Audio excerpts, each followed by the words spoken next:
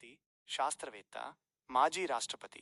Asterisk doctor A P J. Abdul Kalam. APJ Abdul Kalam గారి గురించి ఇక్కడ సంక్షిప్త వివరణ ఉంది. ఆయనను అందరూ ప్రేమగా మిసైల్ మ్యాన్ ఆఫ్ ఇండియా, భారతదేశపు క్షిపణి పితామహుడు అని, మరియు ప్రజా రాష్ట్రపతి, పీపుల్స్ ప్రెసిడెంట్ అని పిలుస్తారు. 1. బాల్యం మరియు విద్యాభ్యాసం. జననం 1931 అక్టోబర్ 15న తమిళనాడులోని రామేశ్వరంలో ఒక పేద కుటుంబంలో జన్మించారు. కుటుంబ నేపథ్యం: ఆయన తండ్రి పడవ నడిపేవాడు. కుటుంబానికి ఆర్థికంగా సహాయం చేయటానికి కలాం గారు చిన్నప్పుడు వార్తాపత్రికలు, న్యూస్ పేపర్స్ అమ్మేవారు. చదువు: పేదరికం ఉన్నప్పటికీ కష్టపడి చదివారు. మద్రాస్ ఇన్స్టిట్యూట్ ఆఫ్ టెక్నాలజీ నుండి ఏరోనాటికల్ ఇంజనీరింగ్ పూర్తి చేశారు. 2. శాస్త్రవేత్తగా ప్రస్థానం.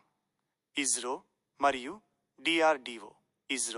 ఇస్రో భారతీయ అంతరిక్ష పరిశోధనా సంస్థలో చేరి భారతదేశపు మొదటి స్వదేశీ ఉపగ్రహ ప్రయోగ వాహక నౌక SLVIII ప్రాజెక్ట్ డైరెక్టర్గా పనిచేశారు. ఇది రోహిణి ఉపగ్రహాన్ని కక్షలోకి ప్రవేశపెట్టింది. డిఆర్డిఓ రక్షణ రంగంలో చేరి అగ్ని, పృథ్వీ వంటి శక్తివంతమైన క్షిపణులను, మిసైల్స్ అభివృద్ధి చేయడంలో కీలక పాత్ర పోషించారు. అందుకే ఆయనను మిసైల్ మ్యాన్ అంటారు. పోఖ్రాన్ 2 1998లో భారతదేశం నిర్వహించిన అణు పరీక్షలలో ఆయనది ప్రధాన పాత్ర. 3. రాష్ట్రపతిగా 2002 నుండి 2007. ఆయన భారతదేశానికి 11వ రాష్ట్రపతిగా ఎన్నికయ్యారు. రాష్ట్రపతి భవన్ తలుపులను సామాన్య ప్రజల కోసం తెరిచిన వ్యక్తిగా ఆయనకు పేరుంది. ఆయన ఎప్పుడూ విద్యార్థులను, పిల్లలను కలవడానికి ఇష్టపడేవారు. దేశ భవిష్యత్తు యువత చేతుల్లోనే ఉందని బలంగా నమ్మేవారు. 4. ముఖ్యమైన రచనలు. కలాం గారు ఎన్నో పుస్తకాలు రాశారు. అవి యువతకు ఎంతో స్ఫూర్తినిస్తాయి. ముఖ్యమైనవి: వింగ్స్ ఆఫ్ ఫైర్ ఆత్మకథ, ఇగ్నైటెడ్ మైండ్స్, ఇండియా 2020. 5 పురస్కారాలు. దేశానికి ఆయన చేసిన సేవలకు గాను ఎన్నో అత్యున్నత పురస్కారాలు లభించాయి. భారతరత్న 1997, పద్మవిభూషణ్ 1990, పద్మభూషణ్ 1981. 6. మరణం 2015 జూలై 27న మేఘాలయలోని షిల్లాంగ్ ఐఐఎం షిల్లాంగ్లో విద్యార్థులకు ఉపన్యాసం ఇస్తుండగా గుండెపోటుతో మరణించారు. చివరి క్షణం వరకు ఆయన తనకు ఇష్టమైన పనినే బోధన చేస్తూ గడిపారు. ఆయన చెప్పిన ప్రసిద్ధ సూక్తి: కలలు అంటే నిద్రలో వచ్చేవి కాదు, నిన్ను నిద్రపోనివ్వకుండా చేసేవే నిజమైన కలలు. కలాం గారి జీవితం మనందరికీ, ముఖ్యంగా విద్యార్థులకు, కష్టపడి పనిచేస్తే ఏదైనా సాధించవచ్చు అనడానికి నిలువెత్తు నిదర్శనం. తప్పకుండా అబ్దుల్ కలాం గారి రచనలు మరియు ప్రసంగాలు విజ్ఞాన గనులు. అవి విద్యార్థులకు, యువతకు ఎల్లప్పుడూ దారి చూపిస్తాయి. వాటి గురించి మరిన్ని వివరాలు ఇక్కడ ఉన్నాయి. 1. కలాం గారి ముఖ్యమైన పుస్తకాలు. బుక్స్. ఆయన రాసిన పుస్తకాలు కేవలం సమాచారం మాత్రమే కాదు, జీవితాన్ని ఎలా గెలవాలో నేర్పే పాఠాలు. వింగ్స్ ఆఫ్ ఫైర్ ఒక ఆత్మకథ. ఇది ఆయన ఆత్మకథ.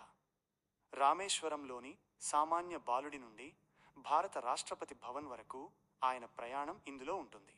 కష్టాలను ఎలా ఎదుర్కోవాలి, వైఫల్యాల నుండి ఎలా నేర్చుకోవాలి అనేది ఈ పుస్తకం అద్భుతంగా వివరిస్తుంది. India 2020, A vision for the new millennium. భారతదేశాన్ని 2020 నాటికి అప్పట్లో ఒక అభివృద్ధి చెందిన దేశంగా ఎలా మార్చాలో ఆయన ఇందులో ప్రణాళిక, బ్లూ ప్రింట్స్ ఇచ్చారు. వ్యవసాయం, టెక్నాలజీ, విద్య, ఆరోగ్యం వంటి రంగాలపై ఇందులో చర్చించారు. Ignited minds. ఇది పూర్తిగా యువత కోసం రాసిన పుస్తకం. భారతదేశ శక్తి యువతే అని, యువత కలలు కంటేనే దేశం మారుతుందని ఇందులో బలంగా చెప్పారు. Turning points. Wings of fire తర్వాత ఆయన జీవితంలో జరిగిన ముఖ్యమైన సంఘటనలు, రాష్ట్రపతిగా ఆయన అనుభవాలను ఇందులో రాశారు. Indomitable spirit. మనిషికి ఉండాల్సిన దృఢ సంకల్పం గురించి, విలువల గురించి ఇందులో వివరించారు. 2. ఆయన ప్రసంగాల్లోని ముఖ్యాంశాలు. Key themes in speeches. Kalam garu ఎక్కడికి వెళ్ళినా విద్యార్థులతో మాట్లాడటానికే ఇష్టపడేవారు. ఆయన స్పీచ్లలో తరచుగా వినిపించే కొన్ని అద్భుతమైన మాటలివి. నేను ఎగురుతాను, ఐ విల్ ఫ్లై. ఆయన విద్యార్థులతో ఎప్పుడూ ఒక ప్రతిజ్ఞ చేయించేవారు. నేను రెక్కలతో పుట్టాను, నేను పాకను, నేను ఎగురుతాను, ఎగురుతాను, ఎగురుతూనే ఉంటాను. అంటే మన సామర్థ్యాన్ని తక్కువ అంచనా వేసుకోకూడదు. వైఫల్యం, ఫెయిలియర్ గురించి. ఆయన ఫెయిల్ అనే పదానికి కొత్త అర్థం చెప్పారు. ఫెయిల్ అంటే ఓటమి కాదు, ఫస్ట్ అటెంప్ట్ ఇన్ లెర్నింగ్, నేర్చుకోవడంలో మొదటి ప్రయత్నం. అలాగే ఈఎన్డి అంటే ముగింపు కాదు, ఎఫర్ట్ నెవర్ డైస్, ప్రయత్నం ఎప్పుడూ వృధా పోదు. సమస్యల గురించి. సమస్యలను చూసి భయపడకు, సమస్యలకు కెప్టెన్గా మారి వాటిని ఓడించు. ఉపాధ్యాయుల గురించి. ఒక మంచి ఉపాధ్యాయుడు సమాజానికి వెలుగునిచ్చే దీపం లాంటివాడని ఆయన నమ్మేవారు. డాక్టర్ అబ్దుల్ కలాం గారి జీవితంలో ఇస్రో ప్రయాణం చాలా కీలకమైనది. అక్కడే ఆయన భారతదేశాన్ని అంతరిక్ష రంగంలో నిలబెట్టడానికి పునాదులు వేశారు. ఇస్రోలో ఆయన ప్రయాణం గురించి ఆసక్తికరమైన వివరాలు ఇక్కడ ఉన్నాయి. 1. ఇస్రోలో ప్రవేశం. 1969. కలాం గారు 1969లో భారతీయ అంతరిక్ష పరిశోధనా సంస్థ ఇస్రోలో చేరారు. అక్కడ ఆయనకు గురువు, మార్గదర్శిగా నిలిచింది భారత అంతరిక్ష పితామహుడు డాక్టర్ విక్రమ్ సారాభాయ్. ఆయన విజన్ కలాం గారిని బాగా ప్రభావితం చేసింది. 2. SLVIII project. అతిపెద్ద బాధ్యత. కలాం గారిని భారతదేశపు మొట్టమొదటి స్వదేశీ ఉపగ్రహ ప్రయోగ వాహక నౌక SLVIII శాటిలైట్ లాంచ్ వెహికల్కి ప్రాజెక్ట్ డైరెక్టర్గా నియమించారు. అప్పటి వరకు భారతదేశం ఇతర దేశాల రాకెట్లపై ఆధారపడేది. మనమే సొంతంగా రాకెట్ తయారు చేసి ఉపగ్రహాన్ని అంతరిక్షంలోకి పంపాలన్నది ఈ ప్రాజెక్ట్ లక్ష్యం. ఇది చాలా క్లిష్టమైన బాధ్యత. 3. ఓటమి నేర్పిన పాఠం. 1979 ఒక గొప్ప సంఘటన. కలాం గారు తరచుగా చెప్పే ఒక గొప్ప నాయకత్వ పాఠం ఇక్కడే జరిగింది. వైఫల్యం. 1979 ఆగస్టులో SLVIIని ప్రయోగించారు. కానీ సాంకేతిక లోపం వల్ల అది విఫలమై బంగాళాఖాతంలో పడిపోయింది. దేశం మొత్తం విమర్శించింది. నాయకత్వం. అప్పుడు ఇస్రో చైర్మన్గా ఉన్న సతీష్ ధావన్ గారు మీడియా ముందుకు వచ్చి, ఈ వైఫల్యానికి నేనే బాధ్యత వహిస్తున్నాను, నా టీంపై నాకు నమ్మకం ఉంది అని కలాం గారిని వెనక నిలబెట్టి విమర్శలను ఆయన తీసుకున్నారు. 4. అద్భుత విజయం. 1980 సరిగ్గా ఏడాది తర్వాత 1980 జూలై 18న కలాం గారి బృందం మళ్లీ ప్రయత్నించింది.